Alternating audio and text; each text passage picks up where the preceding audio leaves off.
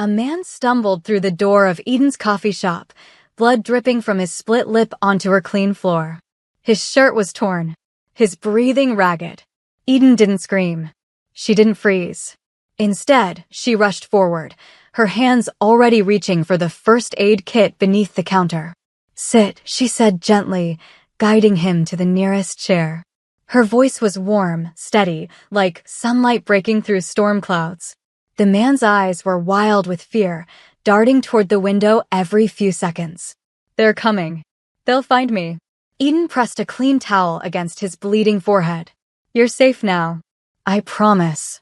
She smiled. That smile. The kind that made strangers believe in second chances, that made broken people feel whole again, even if just for a moment. Across the street, hidden in the shadows between two buildings, Min-yoon watched through the coffee shop window. His dark eyes tracked every movement, every touch, every gentle gesture Eden made toward the bleeding man. His hand tightened around the grip of the gun tucked inside his jacket. He'd been sent to finish the job. The man in that chair had stolen from the Choi family. Stolen from Min-yoon's boss. The punishment was death. Always death. Min-yoon never hesitated. Never questioned. He was called the Silent Blade for a reason. 20 years of killing without emotion, without mercy, without a single moment of doubt. But then Eden smiled, and something in Min-yoon's chest cracked. He watched her bandage the man's wounds, watched her bring him water, watched her squeeze his trembling hand and whisper words of comfort. The man's fear melted away. He actually smiled back at her. Min-yoon's jaw clenched. He should walk in right now. Should finish this. But his feet wouldn't move. For the first time in 2 decades, Min-yoon walked away from a kill. The next morning, that man disappeared. No body was ever found. The Choi family handled it quietly, as they always did. And Eden never knew that her smile had signed a death warrant. 3 days later, the coffee shop door chimed. Eden looked up from grinding fresh Ethiopian beans, her face brightening instantly. "Good morning. What can I get you?" The man who entered didn't smile back. Tall, broad shoulders, expensive black suit that screamed money and danger. His face was carved from stone, all sharp angles and cold edges. But his eyes were the darkest thing about him. Empty, like staring into a void. "Black coffee," he said. His voice was low, quiet, but it carried weight. "Just black? No sugar? No milk?" Eden tilted her head, already moving behind the espresso machine. "Black." She studied him for a moment, then smiled that devastating smile. "You look like someone who needs more than black coffee. Let me make you something special." "I said black. And I heard you. But trust me on this." Min-yoon's eye twitched. People didn't disobey him. Ever. But before he could respond, she was already working, her hands moving with practiced ease. The rich aroma of coffee filled the small shop. She hummed while she worked, some melody he didn't recognize. She placed the cup in front of him. "Ethiopian blend. My grandmother's recipe. Try it before you argue." He stared at the cup, then at her. She was still smiling. Waiting. Genuinely curious if he'd like it. Min-yoon picked up the cup and drank. It was perfect. He said nothing. Just left cash on the counter, twice the amount owed, and walked out without another word. Eden watched him go, hands on her hips. Not even a thank you? Rude. From behind the espresso machine, her employee and best friend Sarah emerged, dark eyes narrowed. "That man has dead eyes, Eden. Stay away from him. Everyone deserves kindness, Sarah." "Not everyone. Trust me." But Eden just shook her head, already cleaning the counter, already humming again. Min-yoon came back the next day. Same time. Same order. "Black coffee," he said. Eden grinned. "Ethiopian special coming right up." "I said black. And I said trust me." This time, the corner of his mouth almost twitched. Almost. He came back every day that week. Always silent. Always left generous tips. Never smiled. Eden made it her personal mission to crack that frozen exterior. "So, what do you do?" she asked on day 5, leaning against the counter. "Work." "What kind of work?" "The kind that pays well." "Mysterious." "I like it." She winked. Min-yoon's fingers tightened around his cup. That wink. It did something to his carefully controlled composure. "Why do you smile so much?" he asked suddenly. Eden blinked, surprised he'd initiated conversation. "Why not? Life's too short to be miserable. Some people have reasons to be miserable. Then they have even more reason to smile. Smiling is an act of rebellion." He stared at her like she'd just spoken a foreign language. "That's foolish." "Maybe. But I'd rather be a happy fool than a miserable genius." For a long moment, neither spoke. The coffee shop around them buzzed with morning customers, but in that bubble, it was just them. Eden's warm brown eyes meeting Min Yoon's cold black ones. "You're strange," he said finally. She laughed. "I'll take that as a compliment." After he left, Sarah pulled Eden aside. "Do you know who that is? Mr. Tall, dark, and grumpy?" "No. Should I?" Sarah's expression was grim. "I've seen him before. In photos. Underground networks." "Eden, that man is dangerous." "Everyone's dangerous to someone." "I'm serious. That man has killed people." Eden's smile faltered for just a second. Then it returned, softer but no less determined. "Then maybe he needs kindness more than anyone." What Eden didn't know was that Min Yoon sat in his car outside her shop every morning for an extra 30 minutes, just watching. Watching her greet customers. Watching her light up the whole street with her presence. Watching men smile at her, flirt with her, linger too long at the counter. And every time a man touched her hand during a transaction, every time someone made her laugh, Min Yoon's knuckles turned white against the steering wheel. On the 8th day, a delivery man arrived with Eden's supply order. Young, handsome, overly friendly. "Eden. Beautiful as always," he said, leaning against the doorframe. She laughed, signing for the boxes. "You're too much, Jay." "I mean it. When are you finally going to let me take you to dinner?" "Jay, we've talked about this." "Come on. One dinner. What's the harm?" He reached out, touching her arm playfully. From his usual corner table, Min Yoon's coffee cup cracked in his grip. Hot liquid spilled over his hand. He didn't flinch. Didn't look away from that hand on Eden's arm. Sarah noticed. She'd been watching Min Yoon watch Eden all week. And what she saw in his eyes right now terrified her. "Eden, the storage room needs organizing," Sarah called out quickly. "In a minute.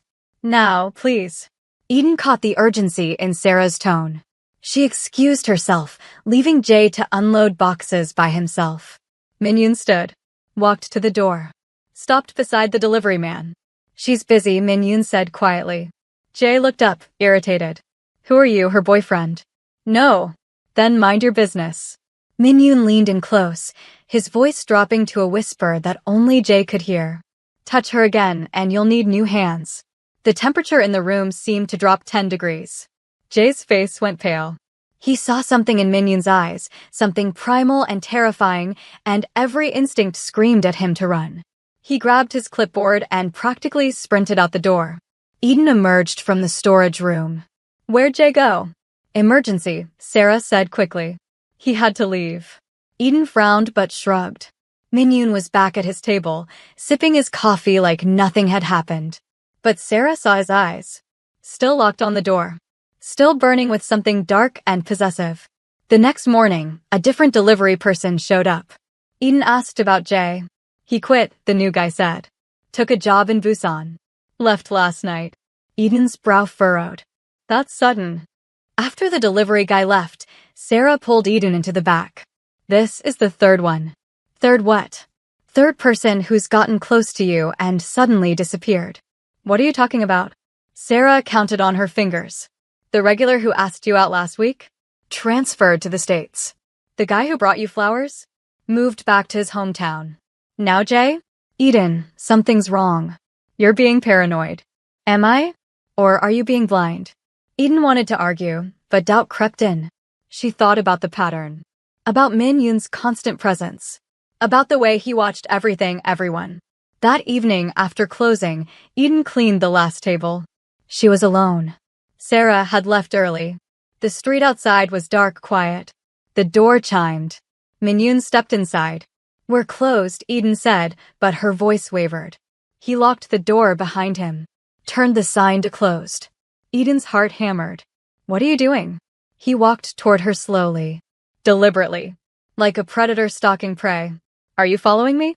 The question came out shakier than she intended. He stopped a few feet away. In the dim light of the coffee shop, his features looked even sharper, more dangerous. Yes, the admission hung in the air like a blade. Why? His jaw clenched. Unclenched. She could see the war happening behind those empty eyes. Because the world is dangerous for people like you. People like me? People who smile like they've never been hurt. Eden's breath caught. She stepped closer, not away. I've been hurt plenty. I just refuse to become darkness. Something flickered in his expression. Pain, maybe. Or recognition. Then you're a fool. Maybe. But I'd rather be a foolish light than wise darkness. Min Yoon's hands curled into fists at his sides. He wanted to leave. Needed to leave. She was getting too close, seeing too much. But his feet stayed planted. The people who get close to you, he said quietly. They disappear because of me. Eden's eyes widened. What? I make them leave. Threaten them. Pay them off. Whatever it takes. Why would you do that? The question seemed to break something in him. His control, carefully maintained for 20 years, cracked. Because I can't stand watching you smile at them. The confession landed between them like a grenade. If you're already hooked by Min Yoon's dangerous obsession, hit that like button and drop a comment telling us what you think Eden should do. Run? Or stay? Let's see your answers. And don't forget to subscribe. Eden's hands trembled. Not from fear. From something else entirely. Something she couldn't name. You're insane, she whispered. I know. You can't just threaten people because I'm friendly to them. I can. I have. I will continue to. She shook her head, backing up against the counter. This isn't normal. This isn't okay. Min Yoon finally moved, closing the distance between them in 2 strides. He didn't touch her, but he was close enough that she could feel the heat radiating from his body. Close enough to see the storm brewing in those dark eyes. Nothing about me is normal, he said, voice rough. I've killed more people than you've served coffee to. I've done things that would make you run screaming. But you. He exhaled sharply. You smile at strangers like they're worth saving. You made me coffee when I didn't deserve kindness. You look at me like I'm human. Eden's heart pounded so hard she thought it might break through her ribs. You're human. No. I stopped being human at 14 when I killed my first man. The admission should have terrified her. Should have sent her running. Instead, Eden saw something in his face that made her chest ache. Not a monster. A man who'd convinced himself he was one. Who made you believe that? She asked softly. Min Yoon flinched like she'd slapped him. Nobody had ever asked him that. Nobody had ever questioned the narrative he'd built around himself. It doesn't matter. It does to me. Why? The word came out almost desperate. Why do you care? Eden reached up slowly, giving him time to pull away. Her fingers brushed his cheek. He froze completely, every muscle in his body going rigid. Because everyone deserves to be seen, she said. Even you. For a moment, Min Yoon's eyes closed. His hand came up, covering hers against his face. His palm was rough, calloused, warm. Then reality crashed back. He jerked away like her touch burned him. Stay away from me, he said, already moving toward the door. I'm not someone you can fix. I'm not trying to fix you. He stopped, hand on the doorknob. Then what are you trying to do? See you. Just see you. Min Yoon unlocked the door and disappeared into the night without another word. But his chest felt tight, his hands shaking for the first time in years. Eden stood alone in her empty coffee shop, her own hand still tingling from where it had touched his face. Sarah found her like that 20 minutes later, standing frozen in the middle of the shop. Eden? What happened? I think I just made a terrible mistake. What kind of mistake? Eden turned to her friend, eyes wide. I think I'm starting to care about him. Sarah grabbed her shoulders. No, absolutely not. Eden, that man is a killer. I know. He's dangerous. I know. He's been stalking you, threatening people. I know. Eden pulled away, running her hands through her curls. I know all of that, Sarah. But you didn't see his face. You didn't see how broken he looked. Broken men are still dangerous. Or maybe they're just men who need someone to believe they can be more. Sarah stared at her friend like she'd lost her mind. You're going to get yourself killed. Maybe. But I'd rather die trying to see the good in people than live afraid of the bad. Min-yoon didn't come back the next day. Or the day after that. Eden told herself it was for the best. Told herself she should be relieved. But every time the door chimed, her heart jumped. And every time it wasn't him, disappointment settled heavy in her chest. On the third day, she was restocking the pastry case when she heard glass shatter. She spun around to find a brick on her floor, a note wrapped around it. Sarah grabbed it first, her face going pale as she read. "What does it say?" Eden demanded. Sarah handed it over silently. The note was simple. Typed. And signed. "Stop smiling. Or everyone you smile at dies. You have 48 hours. Eden's hands shook. This is a joke. It has to be a joke. It's not. The voice came from the doorway. Min-yoon stood there, his face darker than she'd ever seen it. He crossed the room in quick strides, snatching the note from her hands. His jaw clenched as he read it. "Choi," he said quietly. Dangerously. "Who's Choi?" Eden asked. "My boss. The man I work for." Min-yoon looked at her, and for the first time, she saw genuine fear in his eyes. Not for himself. For her. "You need to leave Seoul. Tonight." "I'm not running." "Eden, you don't understand. Choi Jin-woo doesn't make empty threats." "Why would your boss threaten me?" Min-yoon's silence was answer enough. Sarah put the pieces together first. "Because of you," Sarah said, pointing at Min-yoon. "Because she matters to you, and he knows it." Min-yoon didn't deny it. "I'll handle this." "How?" Eden demanded. "By killing him? If necessary." "No." Eden stepped between him and the door. "You're not killing anyone because of me." "Then what do you suggest?" "Let him kill you instead." "I suggest we think. There has to be another way." "There isn't. Not in my world." "Then maybe you need to leave your world." Min-yoon laughed, but there was no humor in it. "You think it's that simple? You think I can just walk away? People do it every day. Not people like me. I'm his weapon, Eden. His silent blade. I don't get to retire. I don't get to choose peace." He moved closer, his voice dropping to something raw and honest. "The moment I started caring about you, I signed your death warrant. And mine." Eden's breath caught at the admission. "You care about me?" "Of course I care about you. Why do you think I've been torturing myself, watching you every day, knowing I can never touch you, never have you?" His control finally snapped. "You smile at the world like it's not full of monsters. But I'm one of those monsters, Eden. And now the worst monster of all knows you matter to me." Before Eden could respond, the door burst open. 6 men in expensive suits flooded inside. At the center stood a man in his 40s, silver-streaked hair, sharp suit, sharper eyes. "Choi Jin-woo." "How touching," Choi said, his voice smooth as silk and twice as deadly. "The silent blade has found his weakness." Min-yoon moved instantly, putting himself between Eden and Choi. "She's not part of this." "Oh, but she is." "The moment you hesitated on a kill for her, she became part of this." Choi's gaze slid past Min-yoon to Eden. "So this is the woman with the famous smile." Eden's instinct was to step back, to hide. But something in her refused. She met Choi's gaze directly. "I don't know what's happening here, but threatening innocent people makes you a coward." Sarah grabbed Eden's arm. "Don't provoke him." But Choi laughed. A genuine, delighted laugh. "Spirit. I like that." He took a step closer.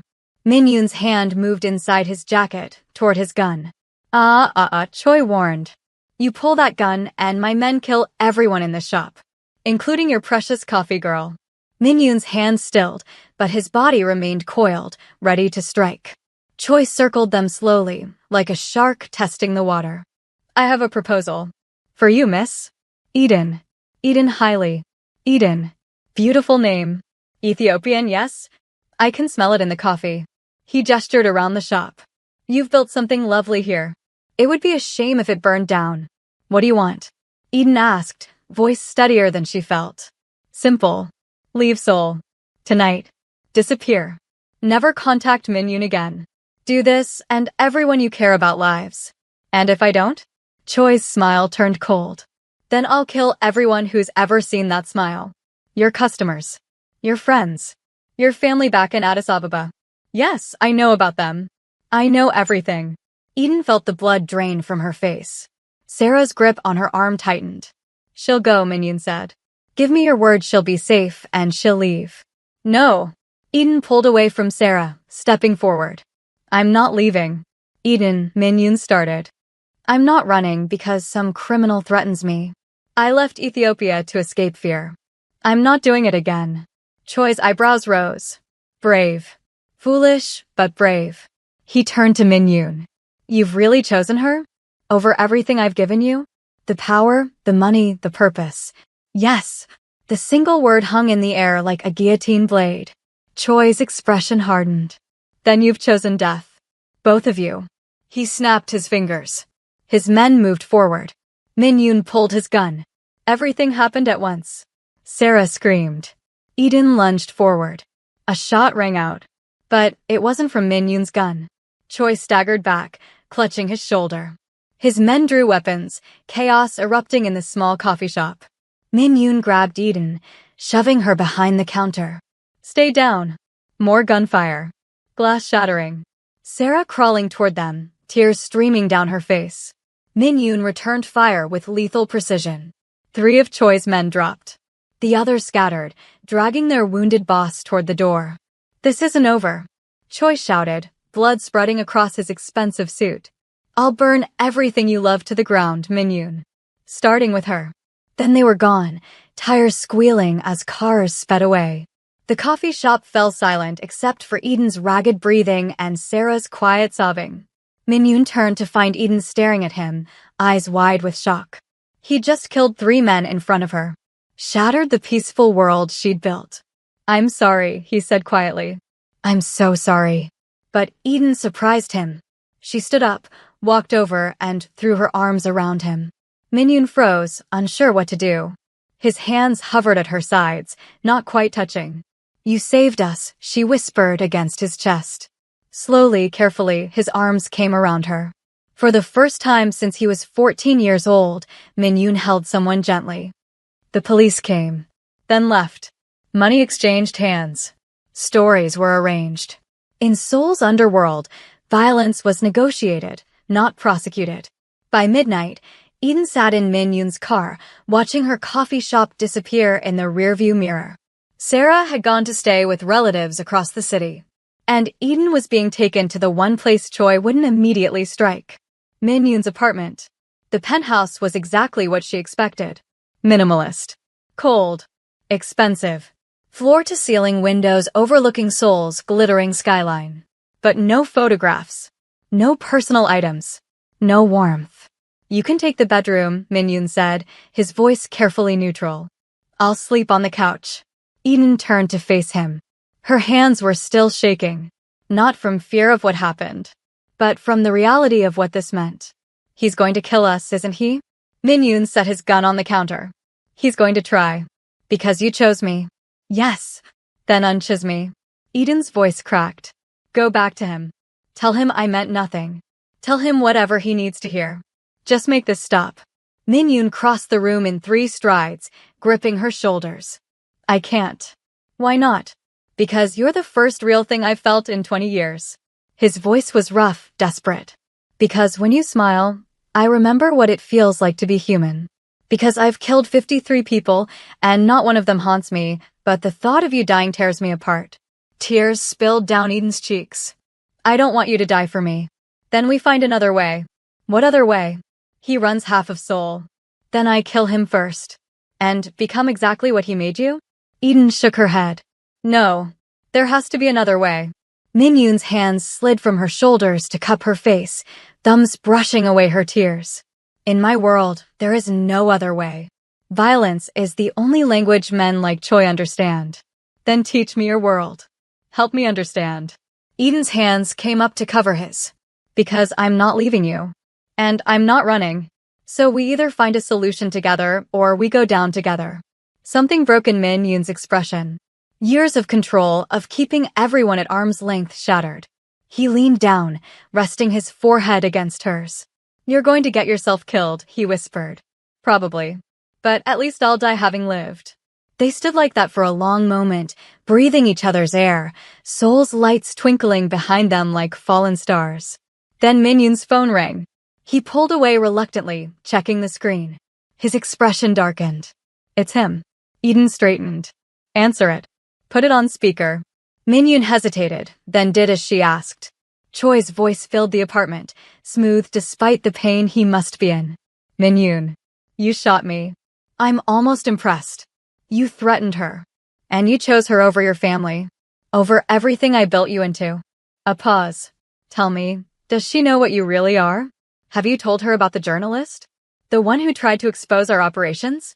How you made it look like suicide? Eden's face paled, but she didn't look away from Min-yoon. Or the politician's daughter? Choi continued. The pretty one who witnessed a murder. You strangled her yourself. Made her beg first. Stop. Min-yoon's voice was deadly quiet. Why? Isn't she curious about the man she's protecting? About how many innocents you've murdered? Choi laughed. I made you into a perfect weapon, Min-yoon. You don't get to pretend to be anything else now.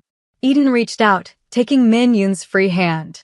He tried to pull away, but she held firm. I'm not pretending, Min-yoon said. I know what I am. Good. Then you know this ends one way. Bring her to me. Tomorrow night. The warehouse on Gangnam Pier. Come alone with her, and I'll make it quick. Painless. For both of you. Go to hell. I'll see you there. 24 hours, Min-yoon. After that, I start killing her loved ones. Starting with that loyal friend of hers. Sarah, wasn't it? The line went dead. Min-yoon threw his phone across the room. It shattered against the wall. He stood there, chest heaving, every muscle tense with rage and helplessness. Eden moved in front of him, forcing him to look at her. Did you do those things? The journalist? The politician's daughter. He met her gaze unflinchingly. Yes. Did they beg? Yes. Did you feel anything? Min-yoon's jaw clenched. No. Not then.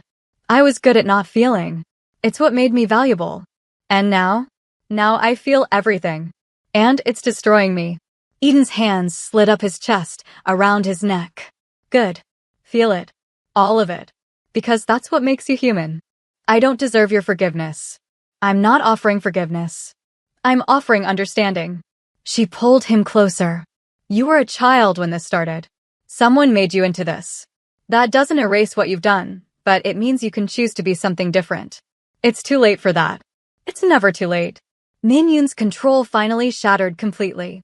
He pulled her against him, one hand fisting in her hair, the other wrapping around her waist. I don't know how to be different. Then learn. With me. He pulled back just enough to look at her face. Why? Why do you believe in me? Because you walked away from that first kill. Because you could have let Choi hurt me today, but you didn't. Because when you hold me, your hands shake like you're afraid you'll break me. She smiled softly. Because underneath all that death, you're still trying to be alive. Min-yoon's thumb traced her lower lip. You're the most terrifying person I've ever met. Me? I make coffee for a living. Exactly. You make coffee and smile at strangers and believe in redemption. That's more dangerous than any weapon I've ever carried. Eden laughed, the sound watery but genuine. Are you saying I'm scarier than a mob boss? Infinitely. His voice dropped lower. Because you make me want things I can never have. Like what? Like mornings. And futures. And reasons to stay alive beyond the next kill. Eden's breath caught. The air between them felt charged, electric. Seoul glittered beyond the windows, oblivious to the war being waged in this apartment. Min-yoon, she whispered. Don't say my name like that. Like what? Like I'm worth saving. You are. I'm not. Prove it. Show me the monster. If you're really as dead inside as you claim, prove it. It was a challenge. A dare. And Min-yoon had never backed down from either. He kissed her. Hard. Desperate. Pouring 20 years of suppressed emotion into it. It wasn't gentle. Wasn't soft. It was raw and consuming and tasted like goodbye. Eden kissed him back with equal intensity, her fingers tangling in his hair, pulling him closer. She wasn't afraid. Wasn't hesitating. She met his desperation with her own. When they finally broke apart, both breathing hard, Min-yoon stared at her like she was a miracle he didn't deserve. I felt that, he said roughly. Every second of it. That's not monster behavior. No, Eden agreed, her lips swollen, eyes bright. That's human behavior. He rested his forehead against hers again, hands framing her face like she was something precious and breakable. I don't know how to protect you from this. Then we protect each other. You don't know how to fight. No, but I know how to survive. I survived grief when my fiancé died. Survived leaving everything I knew in Ethiopia. Survived building a new life in a foreign country. Her hands covered his. I can survive this too. With you. Min Yoon's eyes closed. Your fiancé. You never talk about him. His name was Samuel. Car accident. 3 years ago. Eden's voice softened. I stopped smiling for a year after he died. Everything felt gray. Empty. Then one day, I woke up and realized that staying sad wouldn't bring him back. But choosing joy might honor him. So you smile to remember him. I smile because life is short and pain is guaranteed, but joy is a choice. Every single day, it's a choice. She pulled back to look at him fully. You can make that choice too. I don't know if I remember how. Then I'll teach you. Just like you'll teach me how to survive your world. A ghost of a smile touched Min Yoon's lips. Barely there, but real. That's a terrible trade. My world for your smile. Good thing I'm not offering a trade. I'm offering a partnership. Partnerships require trust. Do you trust me? Min Yoon considered the question seriously. With my life. Just not with your own. Eden grinned. Then we're already halfway there. Despite everything, Min Yoon felt something unfamiliar bloom in his chest. Something warm and terrifying and completely foreign. Hope. We have 24 hours, he said. Choi will send men before then to test our defenses. Then we prepare. You need to learn how to use a gun. I'm a pacifist. Pacifists die first in war. Fine. Teach me. Eden straightened her shoulders. But I'm not killing anyone. Even to save your own life? She hesitated. I'll wound if necessary. But I won't become what Choi wants me to become. A reason for you to embrace more violence. Min Yoon studied her, this impossible woman who insisted on maintaining her light even in his darkness. You're going to get us both killed. Maybe. Or maybe we'll survive and prove that there's another way. He wanted to believe her. God, how he wanted to believe her. Instead, he took her hand and led her to his weapons cache hidden behind a false wall. Guns. Knives. Ammunition. Everything needed for war. Eden stared at the arsenal with wide eyes. Rows of guns mounted on the wall. Knives of every size. Boxes of ammunition stacked neatly. This wasn't just a collection. This was a lifetime of violence organized with surgical precision. How many of these have you used? She asked quietly. All of them.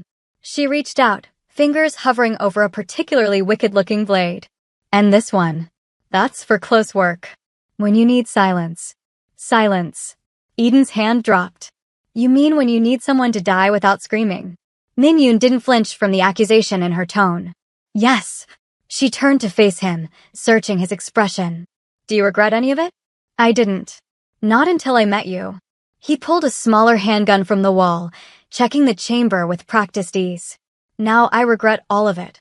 That's progress. That's torture. Eden took the gun he offered, the weight unfamiliar in her palm. Show me. For the next 2 hours, Min Yoon taught her the basics. Stance. Grip. Sight alignment. He stood behind her, his body pressed against hers, hands guiding her arms into position. Breathe out slowly, he murmured against her ear. Squeeze the trigger, don't pull. Eden tried to focus on his instructions, but his proximity made concentration difficult. His breath warm on her neck. His chest solid against her back. His hands steady over hers. Like this, she asked, her voice shakier than she intended. Exactly like that. His voice had dropped lower, rougher. He was affected too. She squeezed the trigger. The gun clicked empty. He'd removed the ammunition for practice. Good. Again. They repeated the motion a dozen times. Each repetition bringing them closer, the air between them growing heavier with unspoken tension. Finally, Eden lowered the gun and turned in his arms. They were inches apart. His dark eyes intense on hers. If we survive tomorrow, she said softly, what happens after? I don't think about after. Why not? Because men like me don't get an after. We get until. Until someone faster comes along. Until we make a mistake. Until we care about something more than survival. His hand came up, tucking a curl behind her ear. You're my until, Eden. That's the saddest thing I've ever heard. It's realistic. It's giving up. She grabbed his shirt, pulling him closer. I refuse to be your beautiful ending, Min-yoon. I want to be your beginning. You don't know what you're asking. Then tell me. Explain it to me. Min-yoon's jaw clenched. If we survive Choi, others will come. The Choi family has allies. Rivals who'll see my betrayal as weakness. Every day we'll be looking over our shoulders. Every smile you give a stranger could be the one that gets us killed. Then I'll be more careful with my smiles. You shouldn't have to be. But I will be. For you. For us. Eden's hands slid up his chest. You've spent 20 years being what others made you. Don't you want to discover what you could be on your own? I'm afraid I'll discover I'm still a monster. And I'm afraid I'm falling in love with you anyway. The confession hung between them like a live wire. Min-yoon's eyes widened, genuine shock breaking through his control. You can't, he said. You can't love me. Too late. Eden. I know it's crazy. I know it's fast. I know you've killed people and threatened innocent men and stalked me like a psychopath. She laughed, the sound half hysterical. But when you hold me, I feel safer than I've ever felt. When you look at me, I feel seen. And when you kissed me earlier, I felt alive. Min-yoon backed her against the wall, hands braced on either side of her head. You feel alive because you're alive. Beautiful and warm and everything good in this world. I feel alive because I've been dead for 20 years and you're like a defibrillator to my chest. That's the most romantic medical metaphor I've ever heard. Despite everything, he almost smiled. You're insane. Probably. But you like it. I more than like it. That's the problem. His forehead dropped to hers. I don't know how to do this. Relationship. Care. Love. I know how to kill. How to disappear. How to become whoever the job needs me to be. But being myself? I don't even know who that is. Then we'll figure it out together. You're not listening. I'm dangerous, Eden. Not just because of Choi. Because of me. My instincts. My training. You smiled at that delivery man and I wanted to break his hands. You laughed with a customer and I fantasized about making him disappear. That's not normal. That's not healthy. No, it's not, Eden agreed calmly. It's possessive and controlling and absolutely something we'll need to work on. But it's also honest. You're not hiding it from me. You're warning me. That matters. Min-yoon pulled back to study her face. You should be running. I tried to tell you. I'm done running. Even from this? Especially from this. She reached up, tracing the sharp line of his jaw. Because underneath all that jealousy and possessiveness, you're terrified of losing something good. That means you recognize good when you see it. And that means you're not as lost as you think. You're giving me too much credit. And you're not giving yourself enough. He captured her hand, pressing a kiss to her palm. The gesture was so unexpectedly tender that Eden's breath caught. If we survive tomorrow, he said against her skin, I'll try. I'll try to be better. To control the jealousy. To let you smile at whoever you want without imagining violence. That's all I ask. Trying. But I can't promise I'll succeed. No one can promise that. But the effort matters. Min-yoon's phone buzzed. They both tensed. He checked it, his expression darkening. What is it? Eden asked. Sarah. She's at Seoul Presbyterian Hospital. Eden's stomach dropped. What happened? Choi's men. She's alive, but injured. It's a message. He showed her the attached photo. Sarah in a hospital bed, face bruised, arm in a sling. And written on the wall behind her in red paint, 20 hours left. Rage flooded through Eden, hot and consuming. He hurt her to get to me. To get to both of us. Min-yoon was already moving, grabbing weapons, loading magazines. He's accelerating the timeline. Trying to make us emotional. Reckless. It's working. I know. Which is why we need to think clearly. He handed her the gun they'd been practicing with, now loaded. Keep this on you. Safety here. Point and shoot if anyone threatens you. Aim for center mass, not the head. Eden took the gun with shaking hands. I need to see Sarah. That's what he wants. He'll have men at the hospital. I don't care. She's there because of me. Min-yoon grabbed her shoulders, forcing her to focus. She's there because of Choi. Don't give him what he wants. Don't play his game. Then what do? We change the rules. He pulled out his phone, dialing. I'm calling in favors. People who owe me. People who hate Choi as much as I do now. Will they help? For the right price. Everything's a transaction in my world. Our world, Eden corrected. We're in this together, remember? Something softened in his expression. Our world. It sounds strange. Get used to it. Over the next hour, Min-yoon made calls. Careful, coded conversations with people whose names Eden didn't recognize. Each call was negotiation. Information traded for future favors. Alliance built on mutual benefit rather than trust. Eden sat on the couch, gun on the table beside her, listening to him work. This was his element. Strategy. Calculation. Playing chess with human lives. Finally, he hung up and came to sit beside her. It's done. We have help. Not much, but enough. What's the plan? We don't go to the warehouse tomorrow. We go tonight. Now. Before Choi expects us. Eden's eyes widened. That's insane. That's why it might work. He's expecting us to wait, to panic, to make mistakes. Instead, we bring the fight to him on our terms. With what army? With 3 very skilled, very expensive mercenaries who hate Choi because he killed their former employer. With blueprints of the warehouse I memorized years ago. With the element of surprise. He took her hand. And with you. What can I possibly do? Survive. Stay alive. Give me a reason to make it through this. His grip tightened. That's all I need from you, Eden. Stay alive. What about you? What if you don't make it? Then at least I died for something that mattered. He pulled her close, kissing her forehead. For someone who reminded me I'm human. Eden wrapped her arms around him, holding tight. We're both making it through this. Both of us. Together. Optimistic until the end. Damn right. Min-yoon's phone buzzed again. A text with coordinates and a time. 2 hours from now. That's the meet point, he said. The mercenaries. After that, we go to war. Eden pulled back, meeting his eyes with determination. Then, let's go to war. They gathered weapons. Spare ammunition. Kevlar vests that Min-yoon insisted she wear despite her protests. He moved with military efficiency, every action purposeful and practiced. Eden watched him transform. The man who'd held her gently became someone else. Something else. The silent blade. A weapon honed by years of violence. But when he looked at her, softness crept back into his eyes. Stay close to me, he said. No matter what happens, stay close. I will. If I tell you to run, you run. Not happening. Eden. We survive together or not at all.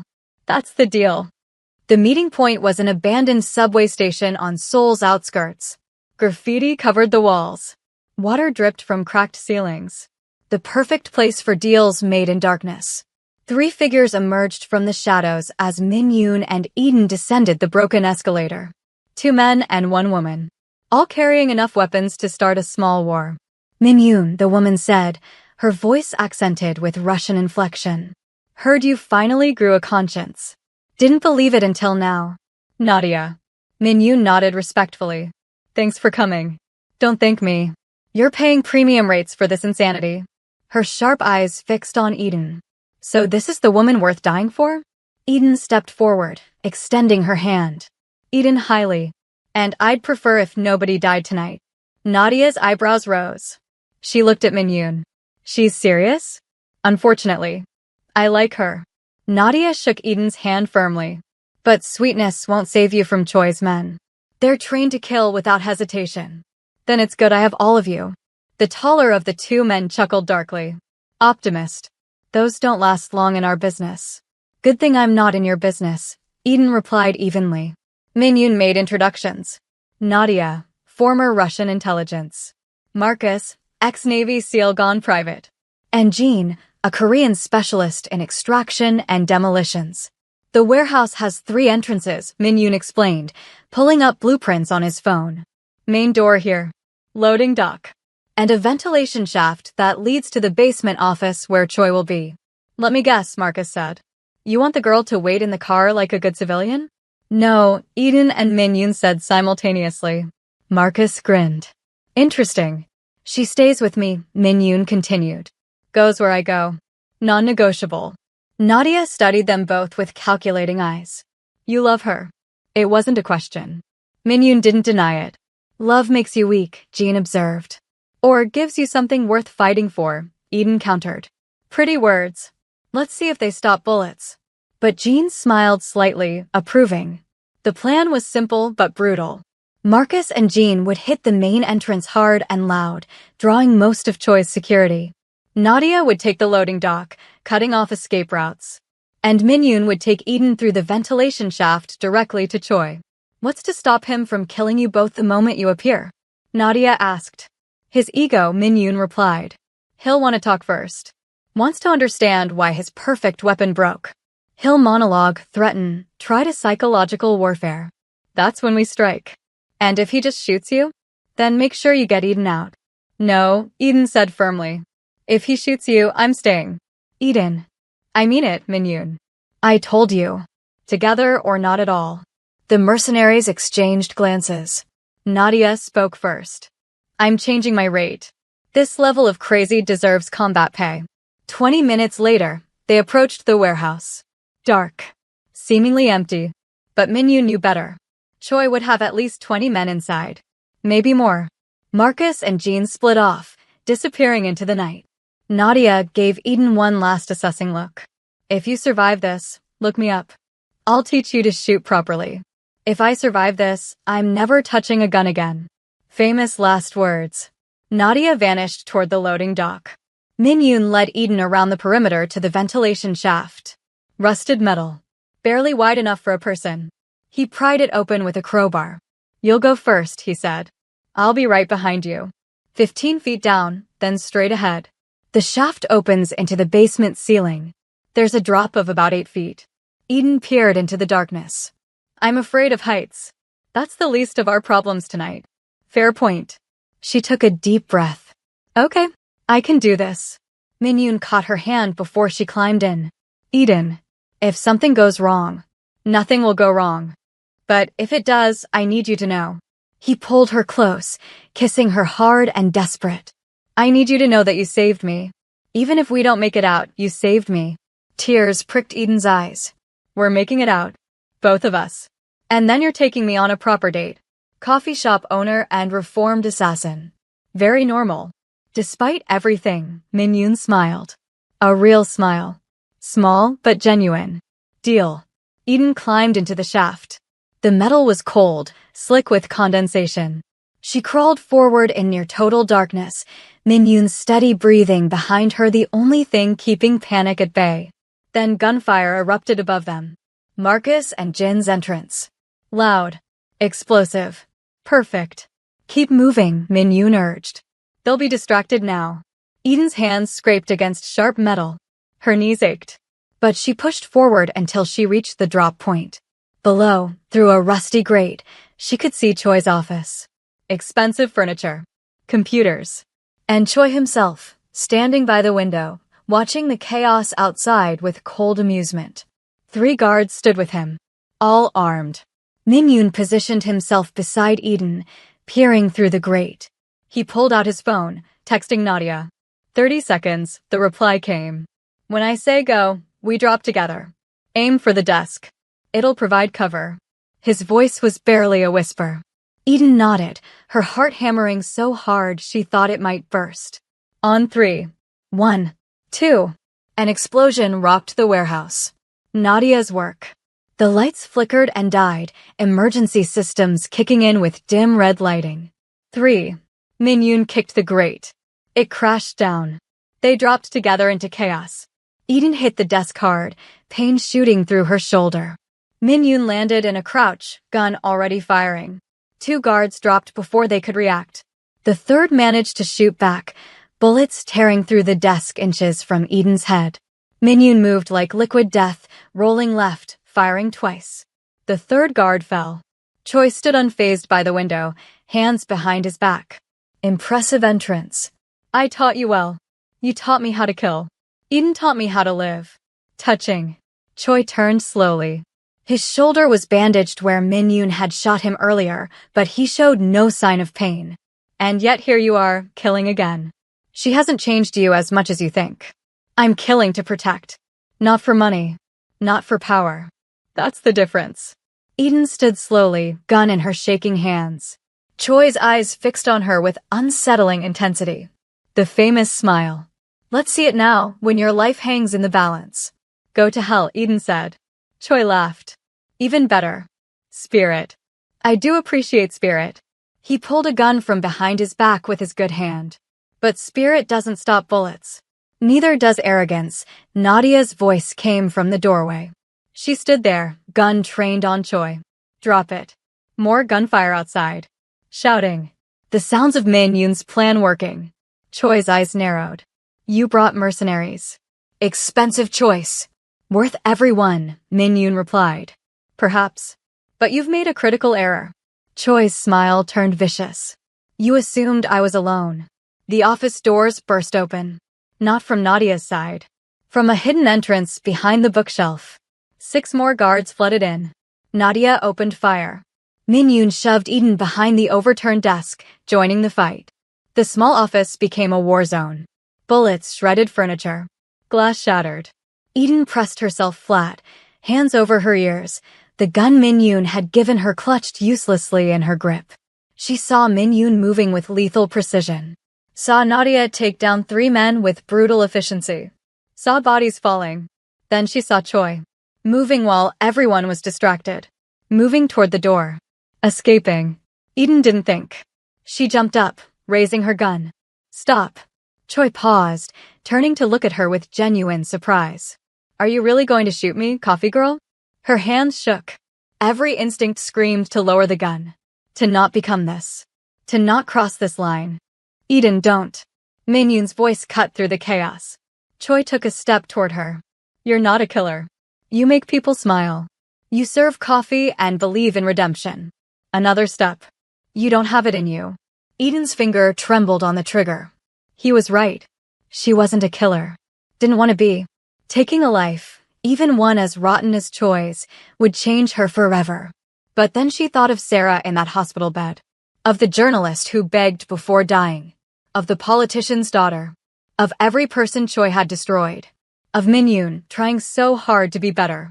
You're right, Eden said quietly. I'm not a killer. Choi smiled victoriously. But I am a survivor. She squeezed the trigger. The shot went wide intentionally, hitting Choi's leg instead of center mass. He screamed, crumpling. Not dead. But down. The fight ended seconds later. The last guards either dead or fleeing. Silence fell heavy in the destroyed office.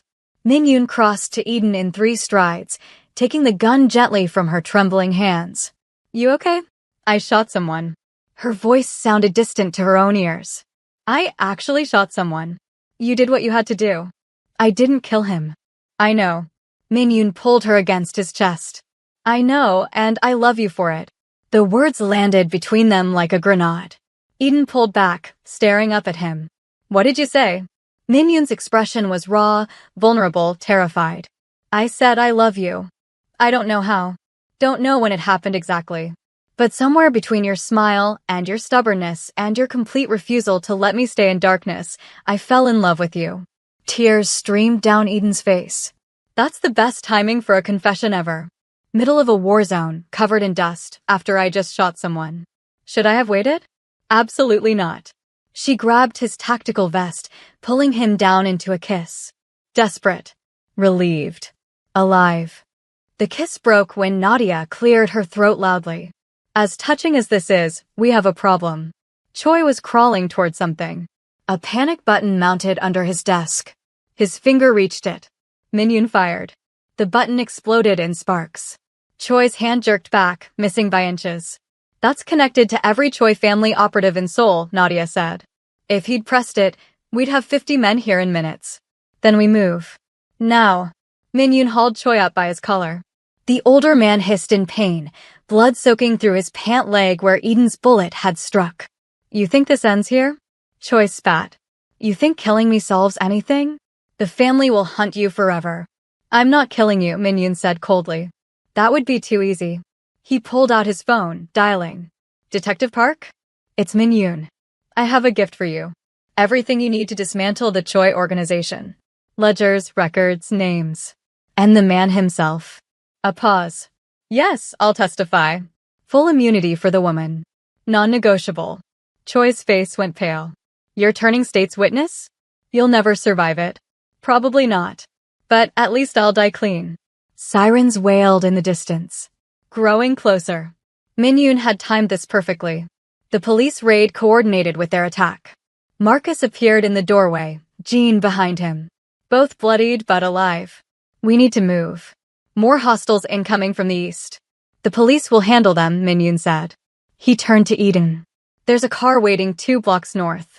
Nadia will take you. No. Eden, listen. I said no. I'm staying with you. The police will arrest me. Process me. It could take days. You don't need to. I'm staying. Eden's voice was steel wrapped in velvet. You don't get to push me away now. Not after everything. Nadia laughed. She's tougher than half my recruits. I like her more every minute. The police burst in. Flashlights. Shouted commands. Guns trained on everyone. Min-yoon slowly raised his hands. I'm Min-yoon. I called Detective Park. I'm surrendering voluntarily. Detective Park, a weathered man in his 50s, pushed through the uniforms. His eyes widened seeing Choi bleeding on the floor. Is this real? You're really doing this? On one condition. Full immunity for Eden Hiley. She's a civilian caught in crossfire. Park looked at Eden, taking in her terrified expression, the gun Min-yoon had taken from her, the way she stood close to the assassin despite everything. She your girl? Yes. And she had nothing to do with your work? Nothing. She runs a coffee shop in Itaewon. Check her record. She's clean. Park nodded slowly.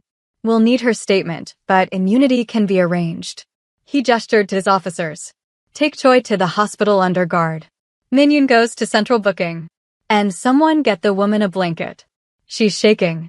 Eden was shaking. Adrenaline crash hitting hard. Her knees buckled. Min-yoon caught her before she fell, holding her upright. I've got you, he murmured. Always. You're leaving, Eden whispered. They're taking you away. Just for processing. I'll be out soon. You don't know that. He didn't. Couldn't promise. So instead he kissed her forehead, her cheeks, her lips. Soft kisses. Gentle. Like he was memorizing her. Hey. Eden grabbed his face, forcing him to look at her. This isn't goodbye. This is see you soon. You hear me? Something in his chest cracked open. See you soon. Promise me. Promise you'll fight to come back to me. I promise. The officers moved in, handcuffing him. Min-yoon didn't resist. Let himself be led away. But his eyes stayed locked on Eden until the last possible second. Then he was gone. Swallowed by police cars and sirens and the machine of justice he'd avoided for 20 years. Eden stood in the destroyed office, Nadia's arm around her shoulders, and finally let herself cry. The next 72 hours were brutal. Police interviews. Lawyers. Statements given and re-given. Eden told them everything. The coffee shop. The threats. The attack. How Min-yoon had protected her. She left out the parts about falling in love with an assassin. Some truths were too complicated for official reports. Sarah was released from the hospital on day 2. She came straight to the hotel where Eden was staying under police protection. You look terrible, Sarah said, hugging her carefully around her sling. You're one to talk. How's the arm? Broken, but healing. How's your soul? I heard you shot someone. Eden sank onto the bed. I did. His leg. To stop him from escaping. How do you feel about it? Horrible. Relieved. Guilty. Grateful I didn't kill him. Eden looked at her friend. Is that weird? Feeling all of it at once. That's human. Sarah sat beside her. You did what you had to do. That's survival, not murder. Min-yoon says the same thing. Speaking of your criminal boyfriend, have you seen him? Not since they took him away. They won't let me visit yet. He's in protective custody while they process his testimony. Eden's voice cracked. What if he changes his mind? What if he decides I'm not worth all this trouble? Sarah grabbed her hand. Eden, that man fought an entire crime family for you. He's not changing his mind. But doubt not at Eden anyway. 3 days felt like 3 years. Every hour without word from him stretched into eternity. On day 4, Detective Park called. He wants to see you. I can arrange a visit. Eden was in the car in minutes. The detention center was gray. Sterile. Everything the opposite of Min Yoon's expensive penthouse. Eden waited in a small room, hands clenched in her lap, heart hammering. Then the door opened. Min Yoon stepped through in an orange jumpsuit, hands cuffed in front of him. He looked tired. Thinner. But when his eyes found hers, they lit up with such intensity that Eden forgot how to breathe. "Hi," she said stupidly. "Hi." His voice was rough, like he'd spent days not speaking. The guard removed his cuffs, stepping outside to give them privacy. 30 minutes. That's all they had. Eden launched herself at him. Min Yoon caught her, arms wrapping tight, face buried in her hair. "I missed you," she said against his chest. "So much." "Is that insane?" "For days, and I missed you like it was years." "Not insane. I counted every hour." He pulled back to look at her. "You're okay? Really okay?" "I am now." Her hands framed his face, thumbs brushing his cheekbones. "What about you? Are they treating you well?" "Well enough. Better than I deserve." "Stop that. You're cooperating. You're helping them dismantle an entire criminal organization. That counts for something." Min Yoon's jaw clenched. "I'm also confessing to 53 murders, Eden. The prosecutor wants life without parole." Her stomach dropped. "What?" "My lawyer thinks we can negotiate down to 25 years with my cooperation. Maybe 15 if we're lucky. That's half your life. That's mercy for what I've done."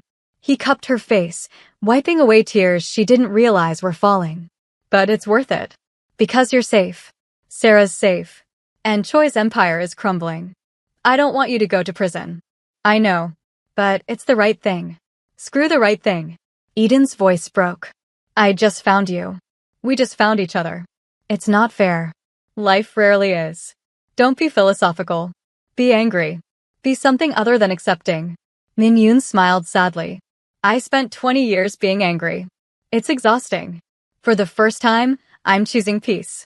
Peace in prison? Peace knowing I did the right thing. Peace knowing you're out there living, smiling, being everything good in this world." His forehead pressed to hers. "That's enough for me." "Well, it's not enough for me." Eden pulled back, determination replacing despair. "I'm hiring the best lawyer. I'm character witnessing. I'm fighting this." "Eden." "No. You don't get to give up. You promised to fight to come back to me, remember? And I will. However long it takes. 15 years is too long. Then I'll make parole in 10. 8 if I'm a model prisoner." He tried to joke, but it fell flat. Eden kissed him. Desperate. Clinging. Trying to pour all her love and fear and determination into it. He kissed back with equal desperation, hands tangling in her hair, holding her like she might disappear. When they broke apart, both were crying. "I love you," Eden said. "I know it's fast. I know it's crazy. But I love you, Min Yoon. And I'm not giving up on us. I love you too. More than I thought I was capable of loving anything. Then we fight. Together. Like we promised." The guard knocked. 5 minutes left. They spent those minutes holding each other. No more words. Just presence. Just the comfort of another heartbeat.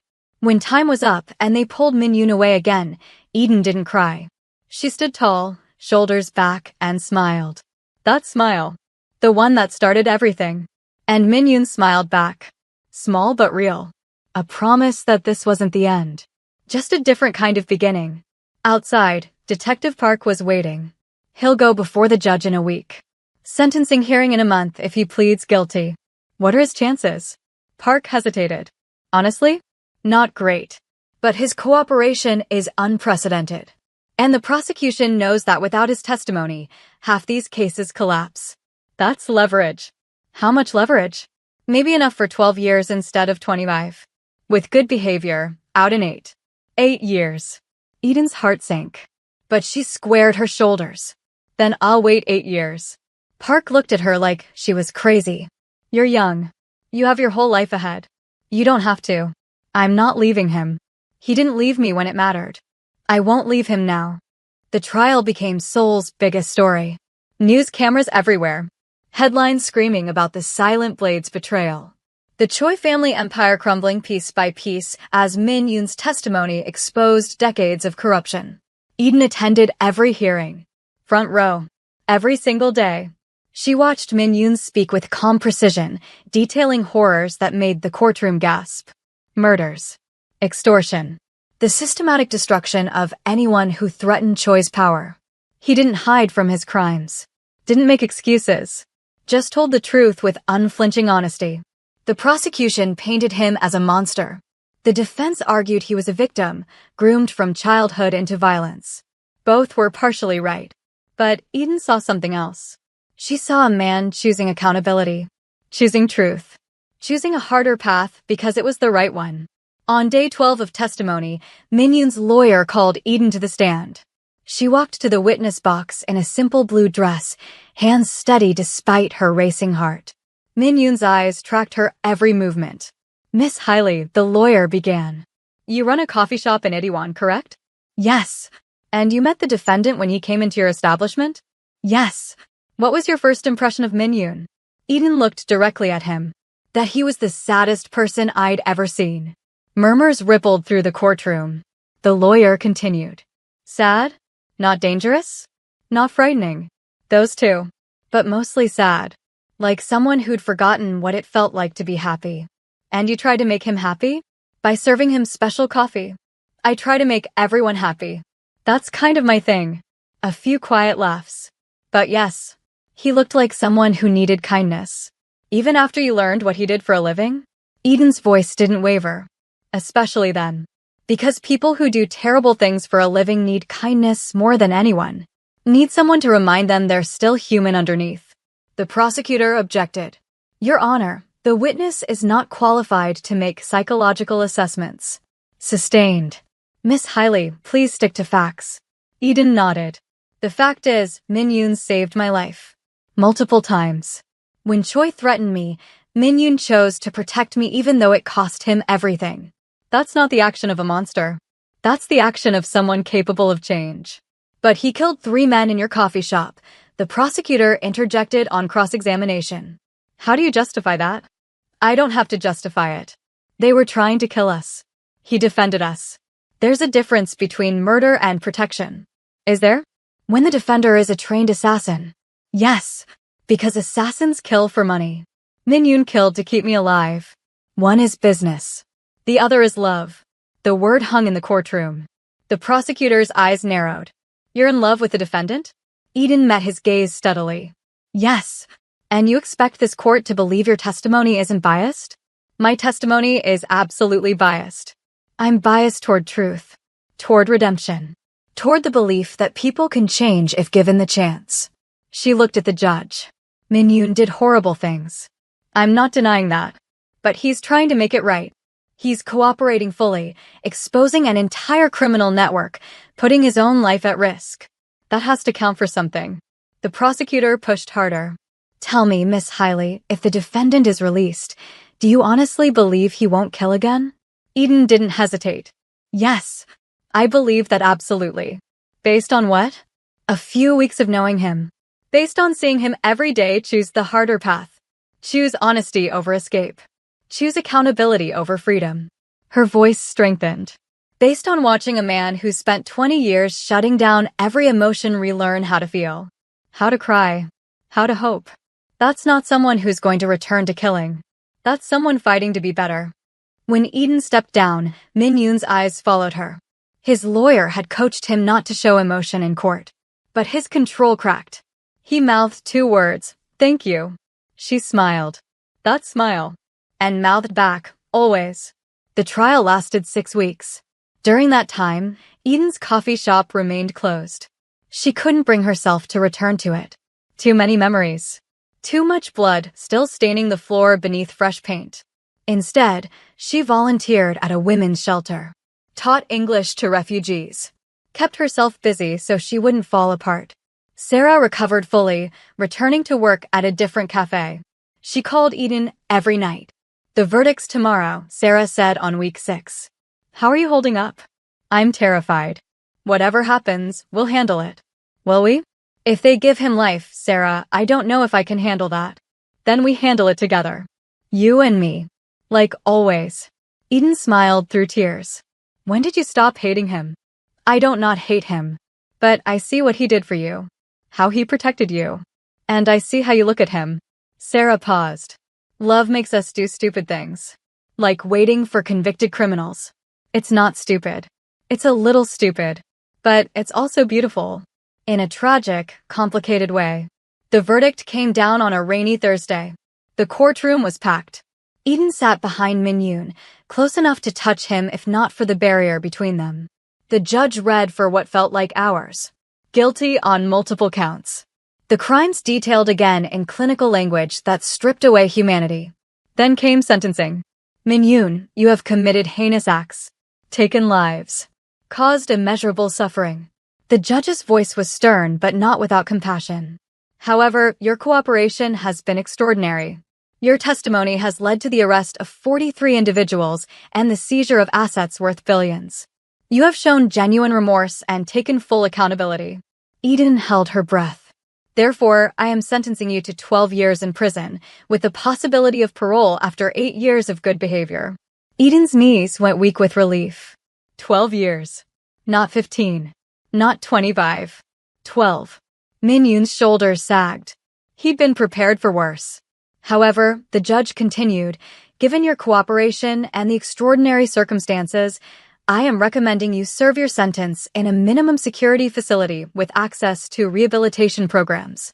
Use this time wisely, Mr. Min, become the man Miss highly believes you can be. It was as close to mercy as the system allowed. They let Eden see him briefly before transport. 5 minutes in a small room. Min-yoon pulled her into his arms the second the door closed. 12 years. I can do 12 years. 8 with parole, Eden corrected. You'll be a model prisoner. I'll try. He pulled back, cupping her face. But Eden, 8 years is a long time. You don't have to wait. We're not having this conversation again. I'm serious. You're 27. By the time I'm out, you'll be 35. Those are years you could spend living, meeting someone who isn't in prison. Eden kissed him to shut him up. Hard. Possessive. I'm waiting. End of discussion. You're impossibly stubborn. You're impossibly noble. We both have our flaws. She rested her forehead against his. 8 years. We can do 8 years. You'll visit. Every week they allow. I'll write every day. I'll send you photos of sunrises and new coffee blends and everything beautiful happening outside, so you don't forget there's a world waiting for you. Min-yoon's eyes glistened. I don't deserve you. Probably not. But you're stuck with me anyway. The guard knocked. Time was up. One last kiss. Desperate. Full of promise. Then he was gone again. Eden walked out of the courthouse into rain. Reporters swarmed, shouting questions. She ignored them, head down, moving through the crowd. But one voice cut through. Miss Hiley. One question. She paused. Do you really believe he's changed? Eden turned, looking directly at the camera. I believe people are more than the worst thing they've ever done. I believe in second chances. And I believe Min-yoon is proof that it's never too late to choose a better path. She smiled. So yes, I believe he's changed. And I'll be here when he gets out to see what kind of man he becomes. The clip went viral. Within hours, Eden became a face for criminal justice reform. For redemption. For loving the supposedly unlovable. She didn't want the attention. But she used it anyway. Started a foundation for rehabilitation programs in prisons. Raised money for inmates trying to rebuild their lives. If she had to wait 8 years, she'd make them count. Month 3 of Min-yoon's sentence, Eden reopened the coffee shop. Not the same location. Somewhere new. Fresh start. She called it Second Chances. The walls were painted warm yellow. Photos of Ethiopia hung alongside Korean art. And on the counter, a small sign. Everyone deserves kindness. Especially those who think they don't. Business was slow at first. Then the story spread. People came out of curiosity. Stayed because the coffee was exceptional and the owner's smile was contagious. Sarah came back as her business partner. Together, they built something beautiful. And every Sunday, Eden closed early and drove 2 hours to the prison where Min-yoon was serving his sentence. The visits were hard. Talking through plexiglass. Limited touching.